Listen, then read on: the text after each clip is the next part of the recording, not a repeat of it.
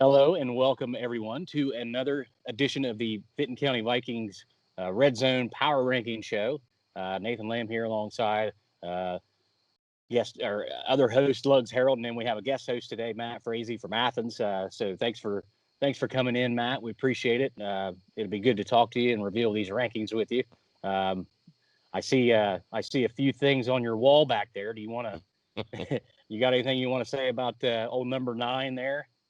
Well, a little shaky start there the other day, but we know things are going to get better. It's just a matter of time before he does at LSU what he's done, or well, at LSU at Cincinnati what he's done at LSU and Athens as well. The kid, he just has a way of making people follow him and believe in him, and everything you hear coming out of those locker rooms or that those guys are buying into him early and often, and that's music to my ears because I think the kid's going to have a great career. It's just a matter of getting himself comfortable and acclimated and rolling on here. But I think good things are about to happen. Yeah, I think the people that followed him closely and kind of maybe not necessarily got to know him, at the high school level, but knew a lot about him and how he actually was. I don't think we're surprised. I mean, it is crazy to think that we could sit here after 5 years, being removed from Athens, and be talking about a kid that just went number 1 overall and just started his first NFL game. It's insane to think that.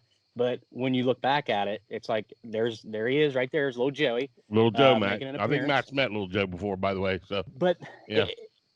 honestly, for me and probably for you too, it's like I can't not believe it. I mean, it's kind of like we kind of expected something like this to happen. Well, I tell you, I mean, if it, Whoa, whoa, whoa, whoa. Earthquake. Sally. Hurricane Sally's hit the shores. Is it the Hurricane 1990 Sally. World? It's a 1990 World Series. you look at my video, You're good. Yeah, you're there. You're okay. I You all can't see right? my. I disappeared off my screen there somehow. Was Yeah, that a you're Had good. fumble? anyhow, back to your question. Yeah, I can't believe anybody would have said, Lee, when he left Athens, hey, is this kid going to, go on and win a national championship and win a Heisman Trophy and, go on to be the number 1 draft pick in the NFL? I don't think anybody around here, if they told you that was what they expected of him, they'd be lying to you because Right. I was the biggest supporter this kid's ever had. I just don't, I still have a hard time wrapping my head around when we turn the game on Sunday that that's the same kid, I saw in 4th, 5th, 6th, 7th, 8th, 9th grade, as little Joe before anybody started to recognize him as a sophomore and on. And yeah, it's just he's done way more than what I ever dreamed. I thought the kid's got Division I talent, yes, obviously. Early on it was like even the sophomore year it was like, hey, this kid's going to play at the next level. But that at that point it was like, yeah, he might be able to do OU or MAC Right. school. And as about midway through the junior year, you were like, okay, now the kid's got a shot to maybe achieve higher than that. And then senior year, then he's getting the Ohio State calls, and Alabama's calling, and Tennessee's coming to watch him. You're Right. getting high caliber teams rolling into town then. And pretty amazing that he made the leap that he made, coming from where he came from. Yeah. He was I, a I 3-star, I believe, right? Too. What are you, a 3-star in the rankings?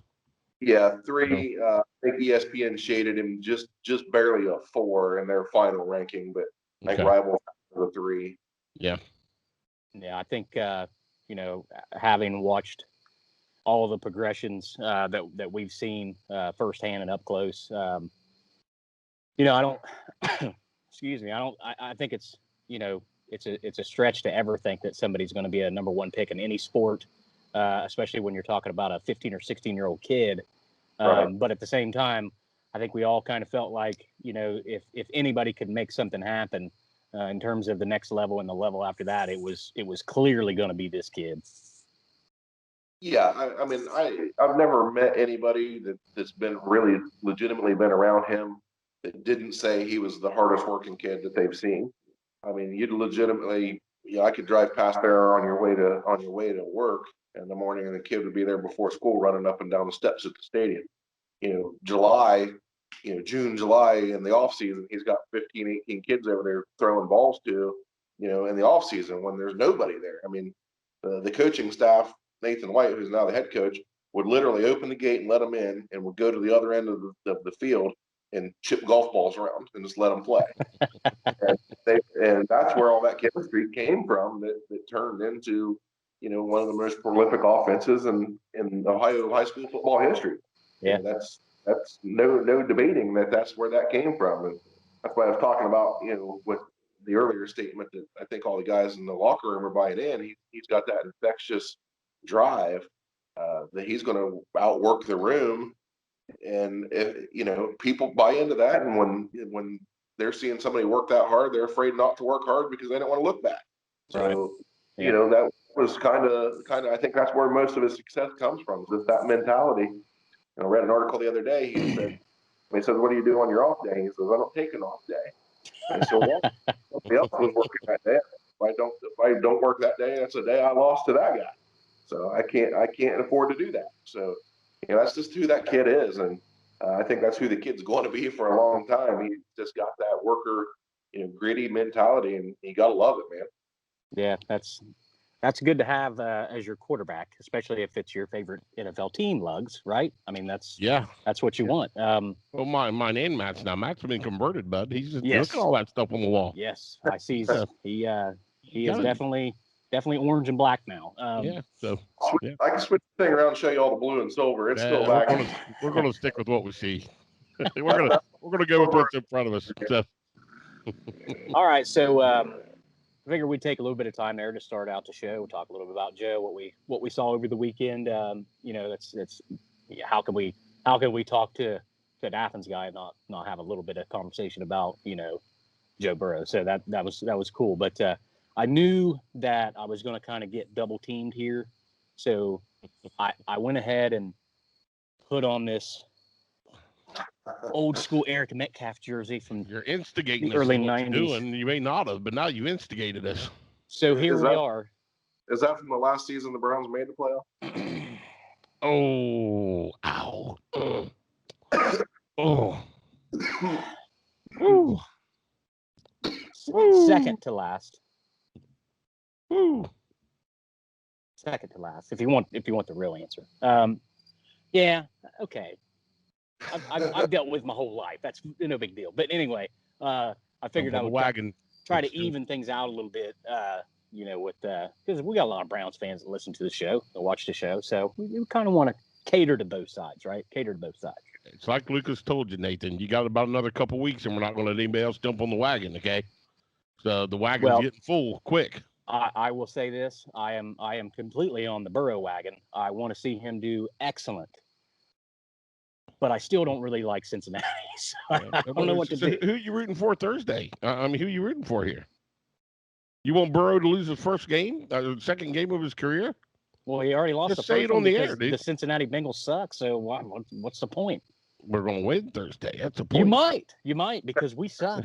Yeah. We obviously don't have a quarterback, and that's not something that you guys have to worry about. So, but we'll talk smack about that when we get together this weekend and do this next week's shows. But for now, let's dive into why we're actually here and why there might be like 5 people left watching. We've got the power rankings for this week, hot off the press. Lugs, you got them. We'll just go ahead and we'll talk a little bit about each one. Get Matt's opinion. That's why we got him in here, and see if he thinks that the powers that be are correct this week. So go ahead and roll them off. Okay, we'll go over what last week's week 3 power rankings real quick. So yes, the Megs Marauders were number 1 with 112 points. Wow, undefeated going into week 4, going into week 3. I'm sorry. So do you think that one's changed? We don't know. I mean, no one knows yet but me. I'm the only one. I've got the envelope in front of me is what's going on. So I don't know. I'd probably put money on it that it did, though. The Wellston Golden Rockets, who have been 2, slowly closing that gap on the Megs Marauders with 109 points. 8 first-place votes last week, by the way. And the Benton County Vikings were number 3 in the power rankings last week after a big win at the Athens Bulldogs that kind of catapulted us up to 3. Sorry, Matt. 98 points for us. So, and the Athens Bulldogs are right there at 4 with 80 points, barely beating the Nelsonville York Buckeyes, who had 79 points, who sit at 5. The Alexander Spartans are 6 with 61 points, and the River Valley Raiders last week were last place with 50 points. So let me ask you guys real quick before we start this one. Both of you, give me who you think the top 3 should be this week. Either one, start it out. In order. I want your 1, 2, and 3. So I would have Wellston 1. They're undefeated. They've been playing pretty well. Had a couple halves of some games that kind of make you scratch your head, but they've found a way to finish things out. Beat a good Nelsonville team. Second place, this is where it gets difficult because obviously Meg's losing Coulter Cleveland. They got beat by Nelsonville York. I don't think they deserve second place. I think I would probably jump Nelsonville York back up to second spot, and I would have Vinton County in third. That's where it would be right now. Now, obviously, you could probably flip Nelsonville York and Athens at the moment, but based on really just my opinion of what I think is going to happen, I would have it that way. So, but it's going to change week to week. I mean, it just is. Wellston, Nelsonville York, and Vinton County. Who would you have in your top 3, Matt? I can tell you how I voted it. I voted Wellston number 1. Mm-hmm. That's no doubt in my mind that they're number 1 right now. I moved Nelsonville York to 2, and I had Vinton County at 3, and I had Athens 4, and Meg's 5, and Alexander and River Valley was how I had them this week, and that's obviously ever changing every week. That's up and down around, but that's where I had the guys out of this week. All right, well, let's go ahead and get started. This is our week 4 power rankings. We're going to start out at number 7, holding down the number 7 spot for the 4th, well, actually the 5th if you count the preseason straight week. The River Valley Raiders with 55 points. Now, I really honestly thought River Valley, given our defense, the fits that they gave them, would have had a little bit of favor in the poll rankings with these guys, that maybe they could have jumped over Alexander here, but they did not. They did gain in points. That 50 last week, they got 55 this week. What's up with River Valley? Tell me, Matt, you didn't get to see the game, obviously, but from just what you were hearing, did you get any confidence at all in what River Valley did, or just our defense considered lousy, I guess? No, I don't think your defense is lousy. I was watching the game. You and I were communicating back and forth during the game, both ways, and I was surprised that they kept the game as close as they did, as long as they did. But I wasn't surprised that later on, we got a little bit of breathing room down the stretch. It's about the better team, overall going into the night. So, not really surprised that they weren't able to jump Alexander. I think they're going to have to win. At some point down the stretch, at some point before they're going to jump over anybody. Yeah. True. So Yeah. What do you think, Nate? I agree with that. I think what really hurt River Valley in terms of points was the fact that Alexander went to Wellston and the game was 6-0 with a few minutes left in the third quarter. I think that kind of swayed some people to think, well, maybe Alexander is not, as bad as what, a 6th or 7th place team is. So I think both teams, if you look at it, they both lost by, a substantial margin. But in terms of the bottom 2 teams from a week ago, I think they both showed that, they have the potential and the ability to at least play with people higher up in the in talent in the TVC Ohio for, a couple quarters, 3 quarters. So promising for both teams. But yeah, I agree with Matt. River Valley to get up out of the 7th spot, they're going to have to win a game. That's it. That's the only way they're going to jump anybody. All right. Well, okay. We'll just segue right into number 6 here. So number 6 with 57 points, by the way, only 2 points ahead of the River Valley Raiders, are the Alexander Spartans for the 4th straight week, by the way. So the Alexander Spartans and River Valley Raiders play this week. It's going to be, I hate to word it this way, it's kind of the toilet bowl of the TVC right now. Who's going to win it, who's going to lose it. I know both these teams, like you said, they got talent, so I'm not really being derogatory when I say that. But yeah, one of these two is going to slip a win in somewhere at some point. Who wins this game, Matt? Who wins the game? Alexander, River Valley? I tell you, it's a toss up. I mean, I think it's like every other week. We've seen so many matchups so far this season that the two teams were so evenly matched. That's just unbelievable, the parity across the league for this season. And I think that this game Friday night's not going to be any different. You told me either team won the game, I wouldn't be surprised. You know, you guys have said good things about the River Valley offense. I know the Alexander defense is pretty good. They're much improved, probably through 3 games, probably the best tackling team I've seen to this point still. And we saw week 1, so that I've got to think they've even improved on what I thought was a great tackling performance that week. Yeah. My gut says Alexander finds a way. But again, I wouldn't be stunned if this is a River Valley win. What do you think, Nate? Who's got the win on this one? Well, I'm going to hold that because, or wait, we already did we just released that show. Yeah, we've already done our I picked River Valley. I picked River Valley to win the game, didn't I? Yeah. No, you picked Alexander. I picked Alexander to win the game. Alexander's going to win the game. That's how close this game is. You really don't even know even now, right? Yeah. Exactly. Yeah. Exactly. I think the thing that I said in the show that we released earlier today, obviously we're taping this, today is Wednesday, right?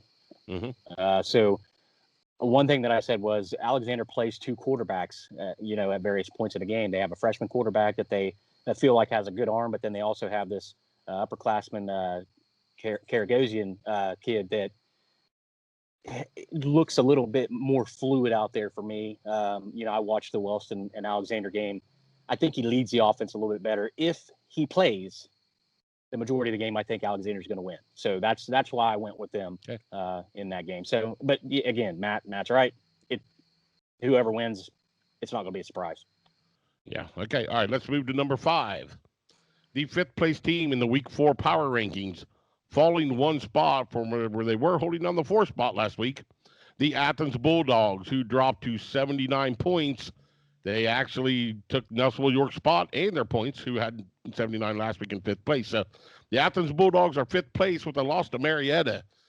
I personally don't believe you can judge the Marietta loss and drop them in the rankings, by the way. I don't think I was surprised that happened. Should that have happened, Nate? Should they have dropped in the power ranking polls? Well, I mean, if you lose a game, you run the risk of dropping, regardless of who you play, whether it's conference game or out of conference game.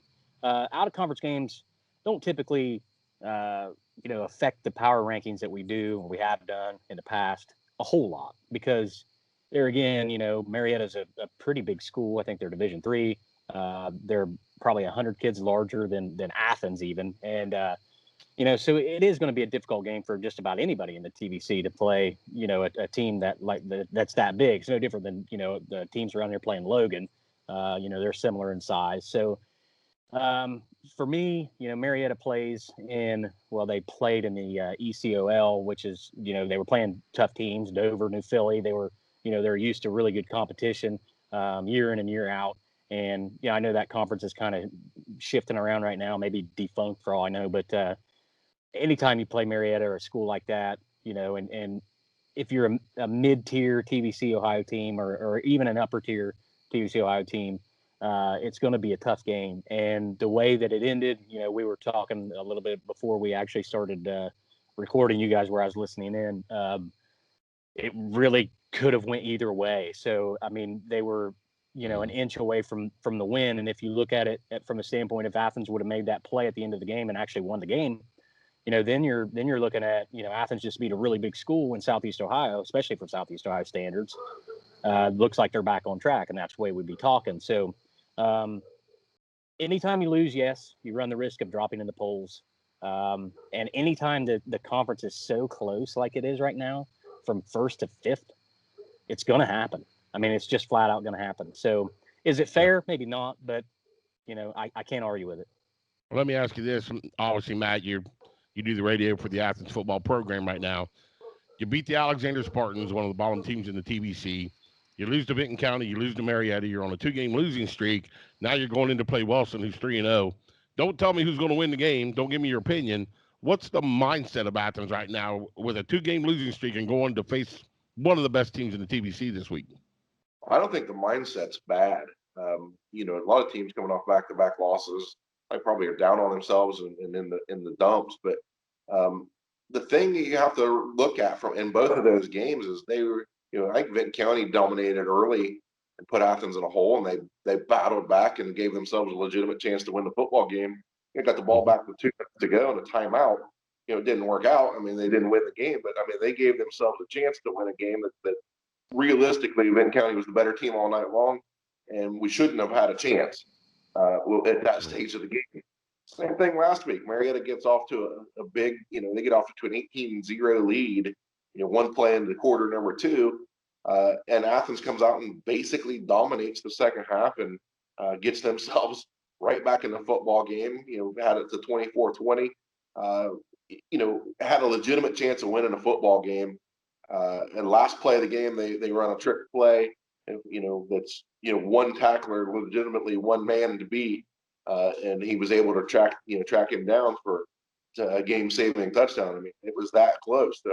Yeah, I think the fact that you saw that team not get down on themselves early in those games when they were trailing and could have just quit in either one of those games. I don't think this team has that in them. I think that, even though they're not playing, up to the standard or to this point that maybe we thought that they could or that maybe we're used to, but man, I really love that they have that grit and that fire in them to battle, all night long and just not believe in themselves.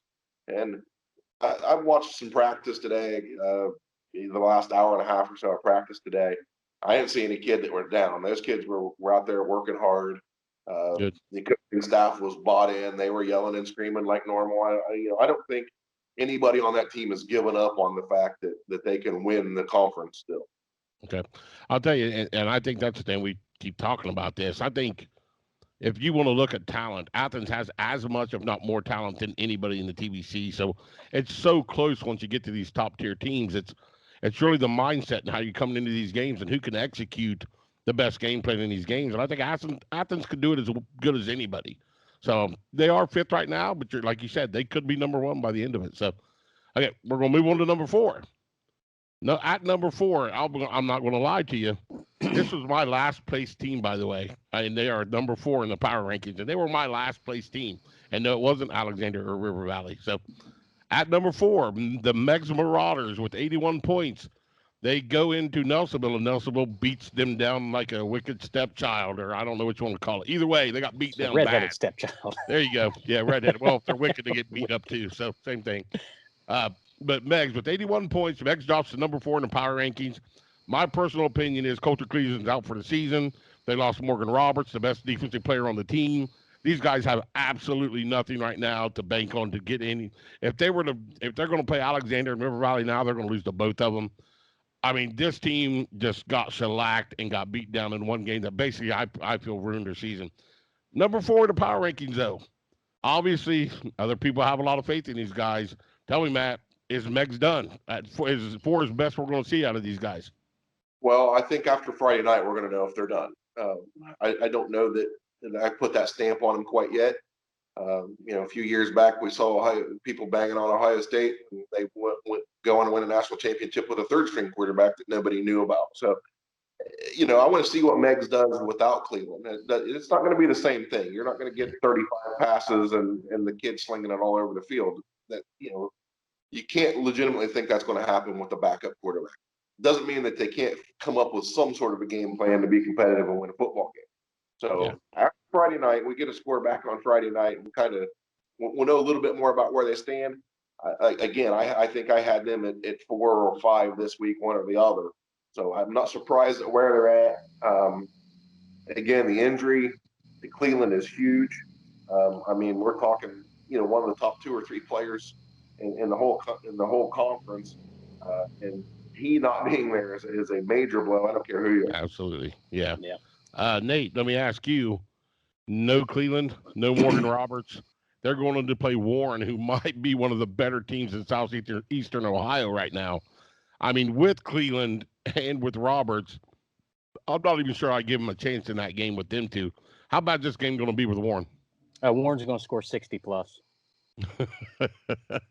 Just like that. Yeah, you're probably right. Right. I mean, Yeah. it's going to be rough. Again, it seems like Tennett's kind of behind the eight ball every time he's down there in Megs' first 2 years, and last year it didn't feel like he got going with Cleveland, and this year it kind of felt like he was getting going with him finally. Then he Right. gets hurt. So it's The only tough break. other comment I'll make on that is that the fact that it's possible that if Dave can put a helmet on, some shoulder pads, he's already on the field when they're playing. So I mean, maybe he can help them out. I've never seen a coach that far on the field before for the entire game. So that's all I have to say about that. So I think Megs is. I think their potential now, their highest potential now. I believe that Athens will jump them probably this week, if not this week, then the following week. I think at best they're a fifth place team. But again, if they lose a couple, late games, if they lose to Alexander, there's no way that they're better than 5. So yeah, they're going to lose to Alexander too. Okay, all right. Now we know the top 3. We're at the final top 3 now. Okay, so we know we got Wellston, Benton County, and Nelsonville. You both picked Wellston, Benton County, and Nelsonville. That's who you guys picked. So yep. All right, are you ready for the big reveal? Let's do it. All right, at number 3 with 98 points. By the way, the exact number 3 had last week, by the way. At number 3, the Nelsonville York Buckeyes hold down the number 3 spot, jumping up a big one from number 5 to number 3. Huge win that nobody saw coming, I think. I mean, I'm not saying anybody didn't think Nelsonville could win. It's obviously at their place. But I don't think anybody seen the shellacking that was coming. And by the way, Coulter didn't go out until late in the fourth quarter. I heard rumors he was hurt before the game. I don't know if that's true or not. Supposedly it was an ankle before the game. He ended up hurting his shoulder late in the fourth quarter.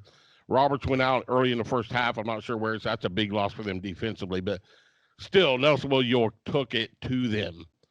I personally look at Nelsonville York and I'm like, dang, it made this week's game really intense for me because I'm like, wow, Nelsonville York is just like last year. They're kind of started out a little slow and then they're building up as the season goes on. They did the same thing last year.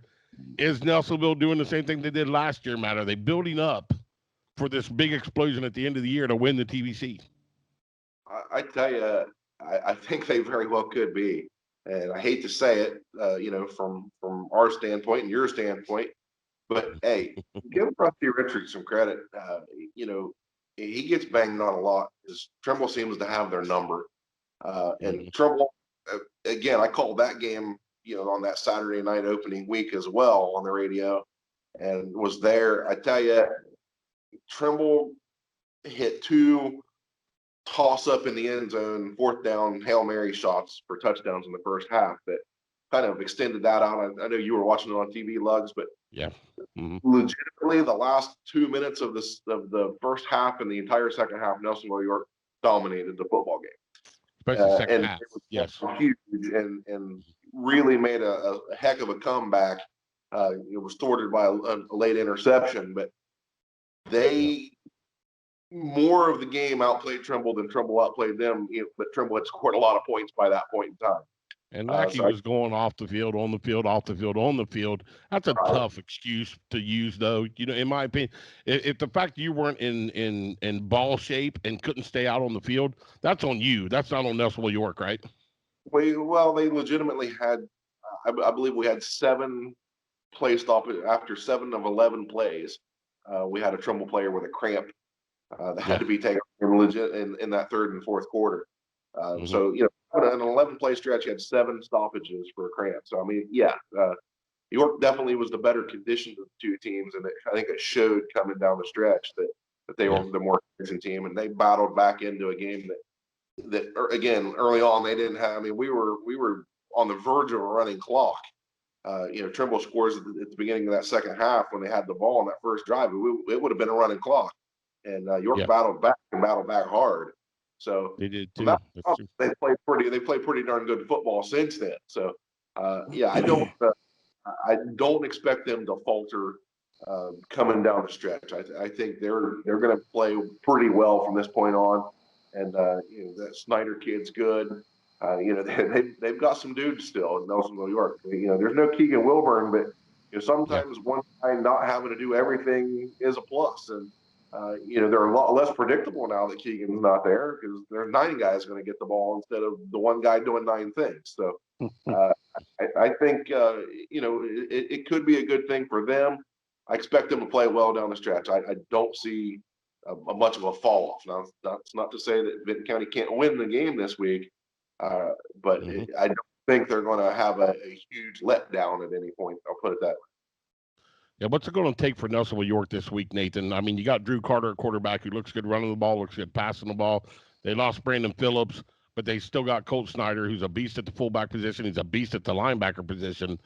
What's it going to take for Nelsonville to actually upset Vinton County at Vinton County this week? Film. It's going to take film. If if Rusty Richards is smart, which we all know that he's a very good coach, he's going to look at the film from a week ago and see that River Valley completely exploited the inside of our line on the offensive side of the ball, and they're going to run it right up the gut. If they run it right up the gut, we proved last week that we couldn't make an adjustment in game to stop River Valley's running attack. Who's to say that we can do the same thing against what is a better team in Nelsonville York with more talent? Plus, they have the ability to throw the ball too. So you toss that in there in the mix. You get a couple play action passes, and you got a guy wide open. So film. That's what it's going to take. If they game plan correctly, they'll have a very good chance to win the game. But at the same time, if we can fix those mistakes, because let's face it, that honestly, it's been a long time since us as Vinton County fans left the game thinking, man, we really didn't play very well, but we still won by 25 points. Yeah. Well, that happened last week. So, that's not to say that we can't fix our issues from a week ago. And it could turn out to be a very, very, very competitive game, very good game. And I think it will be. I think both teams are going to come in and have the game plans for each other. And I think it's going to be one of those, like we said, over the last 5 years, this series has been very even, very, very good games, great finishes. I think you're in for another one this Friday. Absolutely. So, okay, let's get to the final 2. Obviously, Megs is no longer the number 1 team, so they have plummeted. Are you guys ready to see who the number 2 team is in the TVC? Yeah. In the 4th week power rankings, at number 2, with 2 first-place votes, by the way, are the Vinton County Vikings with 105 points, by the way. Very good. I'll be honest with you. This is a good standing for Vinton County right now. You've earned your spot. You're on a 2-game winning streak, right? We put 2 games together.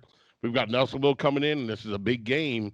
But I think Vinton County has earned that number 2 spot over Nelsonville right now, because Nelsonville got beat by Wellston. They got beat by Trimble, so they are coming in 1 and 2. So it'd be hard to put a 1 and 2 team over a 2 and 1 team. This game's going to be a battle, though. It's going to be a heck of a battle. So Vinton County at number 2, do they deserve to be there, Nathan? I mean, if you take into consideration overall record, the fact that we were able to get the monkey off our back and actually beat Athens for the first time in 900 years, and the way we lost to Megs, was kind of our own fault, really. And it was a messed up game anyways. You talked about that earlier with the lightning delays everywhere that week and all that. So I do think they deserve second. But I also think, even though Nelsonville York's 1 and 2, the way that they beat Megs with a healthy Coulter Cleveland, I really feel like, regardless of their record, that it's 2A and 2B for me. I think both of these teams are deserving of that second spot. But yeah, I mean, it's nice to see Vinton County up that high. It's been a long time since we've even been considered one of the top 2 or 3 teams in the TVC Ohio, and to have a legitimate shot to possibly win the 2020 championship, whatever you want to call it,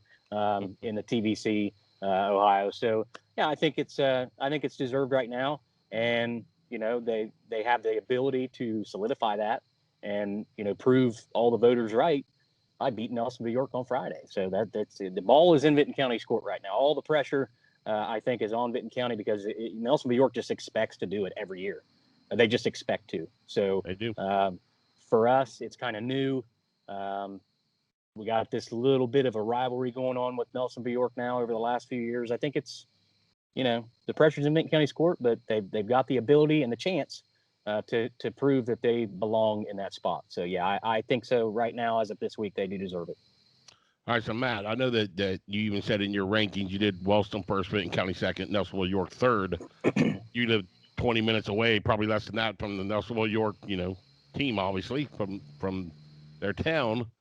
But are you surprised, as the pollsters all around the TVC didn't put Nelsonville York second after that shellacking to the number one team in the TVC and beat them down and didn't move into second? Surprised? No. I'm not terribly surprised by the move. A little bit, but not. I'm not mind blown by the fact. Yeah. As we said, they played a couple tough teams early on. York did, but the fact is they came on the bottom end of both of those games, and Vinton County is on the rise. I think everybody is kind of buying into the optimism that Travis Bethel and those guys have created down there. I think people want to believe that you guys have turned the corner for the first time in a while, and that you're for real. And I think that's what voters are. They're voting, that they think that that's what's happened. That it's not a paper tiger this year. That it's not one of those. Hey, they had 3 or 4 close losses this year. That you kind of give them the moral victory kind of credit for. And then they actually believe that you're going to win football games, and I believe you're going to win football games. That's why I put you where them, just slightly ahead of Nelsonville York. I said I think it's a coin flip. Again, I think this is one of those games where either team, there's recent history. These last 3 or 4 years, you guys have been in basically one possession games, one play games a couple of times even. So. Yeah, a lot like Alexander River Valley. I think this is going to be one of those. Either team wins it. I'm not shocked at the end of the night. Yeah, it's a really good week for football, right? So really. I also think it's worth noting that Nelsonville York may be 1-2, but their 2 losses are to teams that are combined 6-0. So that's pretty good. I mean, right. So, real quick, we'll move on from Benton County. But just real quick, Nathan, I just want to ask you this one question. Tristan Malstrom, we have a kicker for the first time all year that popped up against River Valley. He made 3 for 5 kicks. We're back to where we can kick extra points now. Is that going to come into play at all this week for the Benton County Vikings?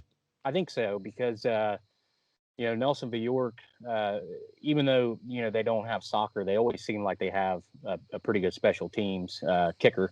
For us to be able to, and I know Matt can talk about this as he called the Benton County and Athens game. In that game, we were kicking off, and I don't even know if we kicked it over the upback's head any. I think you guys had the ball at like the 40-yard line every time. Well, now we've got this kid that's kicking it into the inside the 20-yard line on kickoffs. That right there is going to add another. If you score 3 or 4 times, that's going to add another 150, 200 yards that the other team has to go down the field to score throughout the course of a game. It's going to be huge, and the fact that we've talked about these games being so close between Benton County and Nelsonville York the last few years. Who's to say an extra point's not going to decide this thing? It very well could. The mention of a play away from deciding the game back when Wilburn caught that pass with no time left, we thought we had won it because we kicked a field goal with less than a minute to go to take the lead, and then they stormed down the field and scored. So special teams having that option to put the extra point up on the board is something that we've taken for granted the last 4 years with Eli Downs. Now that he's gone, I'm really surprised and glad that we found Malmstrom, so that way he can give us at least a little bit of what we're used to. So yeah, exactly. Okay, let's move on to the number 1 team. The week 4 number 1 team in the power rankings are with 10 first place votes, by the way. And by the way, it took 10 to get him here. 8 didn't do it, by the way, last week, but 10 did it this week. The Wellston Golden Rockets are, for the first time ever in our 4 years of doing the power rankings, the Wellston Golden Rockets are the number 1 team ranked in the TVC Ohio with 113 points. The most points any team has had this entire season, by the way. The Wellston Golden Rockets are number 1, 10 first place votes. Matt, is there any question these guys are the best team in the TVC? Yeah, I think there's questions. Yes, they beat Nelsonville York, but they beat them in their place. I want to see them go on the road and beat somebody that's got some legitimate talent. And if they come into Athens and not necessarily win, but win decisively like they have in these previous weeks, then maybe then they're maybe hands down the best team. I think they're the best team. I don't think the gap is huge and wide. We've talked about that at length. I think you could throw a blanket. Where we were saying the first 5 teams, I think you could throw a blanket over. Maybe you take Megs out of that mix now with their situation, but now I still think the top 4 teams. Any Friday night, I think if these guys played every Friday night and you switched them around and did a round robin, I'm not sure who wins any night or wherever it's played or however it's done. Oh yeah, I just think they're that close. So I don't think they're hands down the best team. I voted them number 1. I truly believe they're the best team, but I don't think the gap is wide. I agree with you. So Nathan, something we haven't talked about yet in our podcast, but we're going to once we get back in the studio and we can actually have debates on it. Is we always talk about the player of the year. Okay. Yeah. We always have a big discussion. Me and Nathan have went at it over player of the year conversations before. Okay. It gets heated. A lot of the Browns are stupid and Bengals suck conversations going on just because of that. So now Wellston has Hunter Smith. They have Jonathan Garvin. They have RJ Kemp, who might be my front runner for the defensive player of the year, by the way. But they have this kid, a junior called Jeremiah Frisbee, who is almost averaging 200 yards passing a game, including with the Nelsonville game. I know they played Alexander and River Valley too, and obviously River Valley's defense is not that good. This kid is having a heck of a season as a junior quarterback. Does Wellston have the best player in the TVC in Jeremiah Frisbee? Best overall player? Best player, yeah. No. Is he having the best season so far? Is he the front runner for the offensive player of the year? Yeah. But is he the best player? No. I think you have to look at you got to look at the system. You look back when Coulter Cleveland was playing under Bartram in that high flying air raid offense. He was putting up numbers as a freshman that were unbelievable against some really good talent too. By the way, they had a very tough schedule that year. Didn't get nominated for the award. Should have won it, which still blows my mind. But it's a product of the system. Wellston is more of an air it out team, as crazy as that is to think and say, because they've always been, we've always kind of been, this ground and pound conference minus, the Athens, air raid that they had, years ago with the number 1 overall draft pick this past year. But it is a product of the system. I think if you're asking me, is he the front runner? Is he possibly going to win the award? Then yes. But is he the best player? I don't think so, because I mean, and I may be biased, but I can think of a couple or 3 at least on our team that I would rather have. You have Zane. You have Zane Carr that's starting to step into that elite level. Zach Radeball is probably the best overall player we have. I would totally take both him. sides of the ball. By the way, I would totally take that. So and you look at teams like Athens with Gale and with Joey Moore. Yeah, I don't know why I couldn't think of that. There are players out there like that are really good. Colt Snyder for Nelsonville York, really good. We just saw Will Hash for River Valley, a man, just tear us up.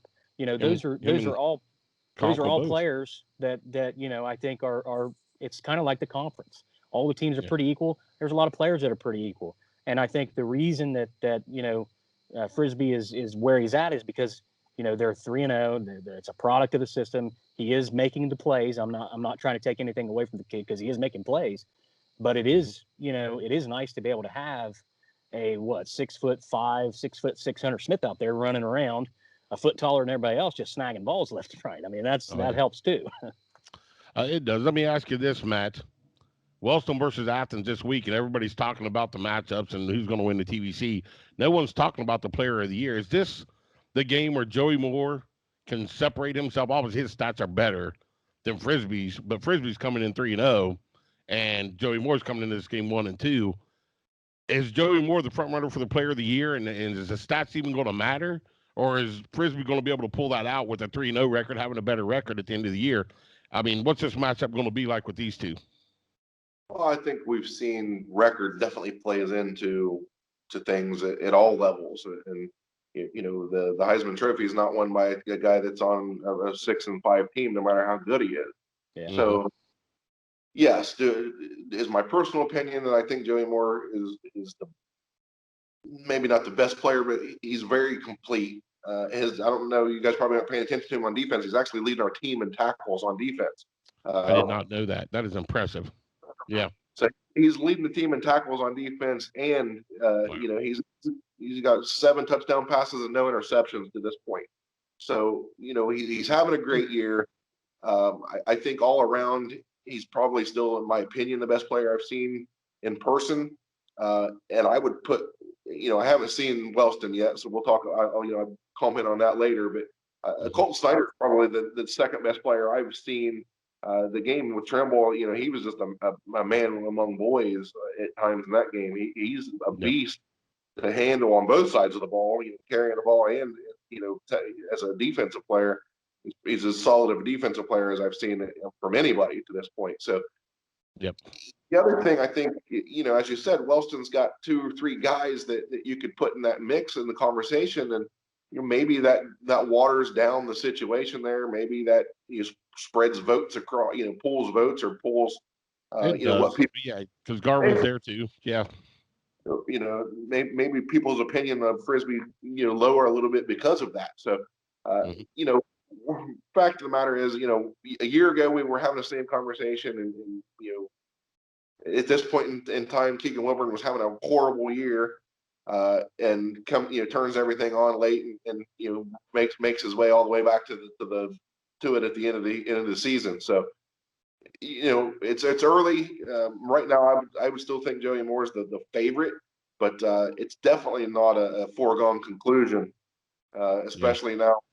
You would have had to give Coulter Cleveland a chance at that, but unfortunately, it looks like that's not going to pan out for him this season. So, we really would like to see what he could have put together for the rest of the year. But that's the breaks in football. Sometimes is you just don't get the opportunity, and unfortunately, he's not going to have it.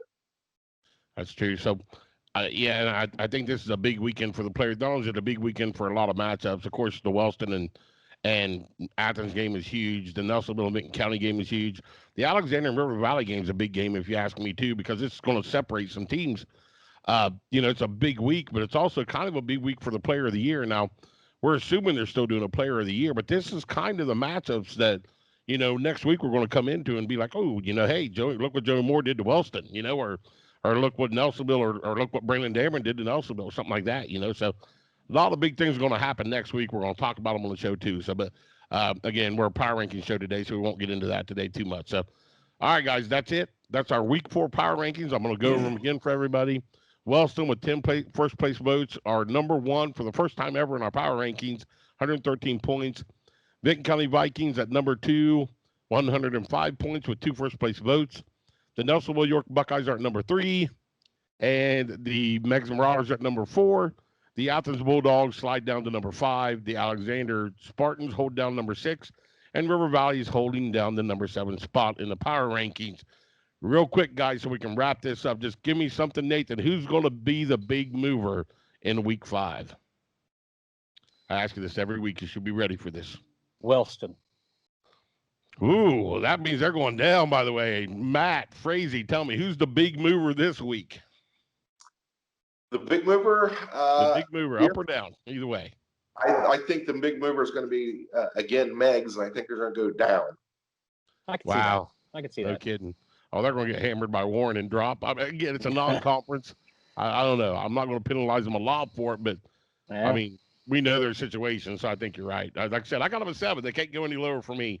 I think when they lost Coulter, their season was over. So, all right, guys, I'm going to hand this back to you, Nathan, to close this out. Matt, we appreciate you coming in, by the way. That's our week 4 power rankings for this week. It's all you, Nathan. Yeah, Matt, thanks again for taking the time. We really appreciate just talking to you and hanging out with you. No problem. I appreciate it. A lot of knowledge in the TVC Ohio, and I do want to give you a shout out. Obviously, you do the broadcast for the Athens Bulldogs on 970 WATH. You also are part of the Friday night postgame show on Power 105, 105.5 out of Athens. I know you guys come in after the game, after your broadcast. You'll kind of break down a little bit of your game, and then also some surprises, in the TVC Ohio, and you'll give your opinions on that. It's a really good show to listen to. You guys give stuff away. It's always, it's always awesome to listen to that. So I didn't want to give a plug to the show. So, but we appreciate you. We appreciate you taking the time and coming on. It's been nice talking to you. So for Lugs Herald and Matt Frazee, I'm Nathan Lamb. You've been watching the Viking Red Zone.